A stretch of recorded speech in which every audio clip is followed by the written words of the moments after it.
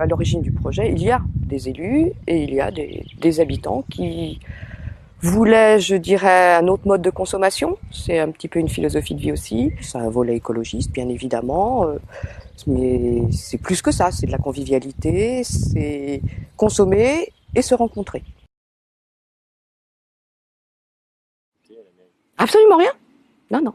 Simplement la volonté de donner un local, de le laisser à disposition et de fournir l'électricité, de fournir un accès Internet, c'est tout.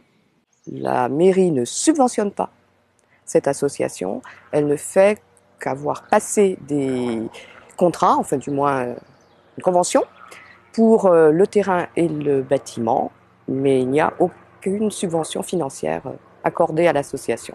Elle fonctionne très bien toute seule. C'est le rôle d'accompagner, accompagner, faciliter, tout à fait. D'un côté, la mairie est porteuse de projets et de l'autre, elle est là aussi pour les accompagner. Racontez-moi. On est quand même en commune rurale mais en zone urbaine. Trouver des locaux communaux vides, c'est pas énorme, du moins adaptés à ce type d'activité, donc c'était une taille raisonnable mais suffisante.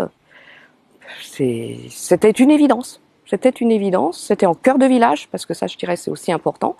On va pas imaginer placer l'épicerie inaccessible pour des personnes âgées. Elle est vraiment en cœur de bourg. C'est aussi une manière de revitaliser ce cœur de bourg qui ne doit pas mourir, pour lequel la mairie aussi aide à l'installation de commerce. À proximité, dans quelques années, enfin disons dans un an, on aura les locaux des médecins. Vraiment, c'est le cœur de vie. Et c'était une évidence que ce local était le mieux adapté. Il était inoccupé. C'est développer la collaboration, l'écoute, la convivialité à Châteaufort, et puis donc cet aspect production locale et de bons produits qui est essentiel. Oui. On se connaît davantage.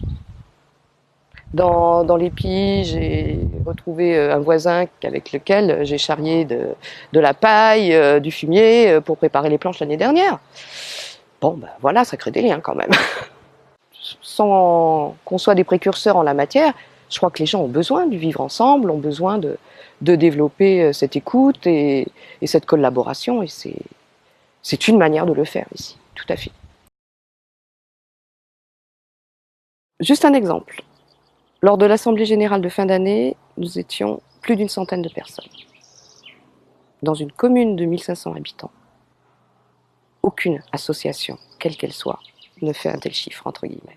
Bon, bien sûr, il y avait à boire, il y avait à manger, on apportait, mais c'est ça la philosophie. Et donc les gens, en un an, ont été satisfaits. Est-ce que d'autres personnes vont adhérer? Oui, j'en connais, qui sont installées récemment et qui sont curieuses, et qui adhèrent et qui voient que c'est un avenir, bien évidemment. Ça ne remplace pas les courses que l'on peut faire par ailleurs. On n'a pas tous les produits en référence, c'est pas le but non plus, mais ça marche. Je dirais ça ne peut pas être un argument politique. C'est pas, on va pas se valoriser, se gausser du fait que ah oui, on a accompagné les pays. Mais non, c'est le but d'une commune.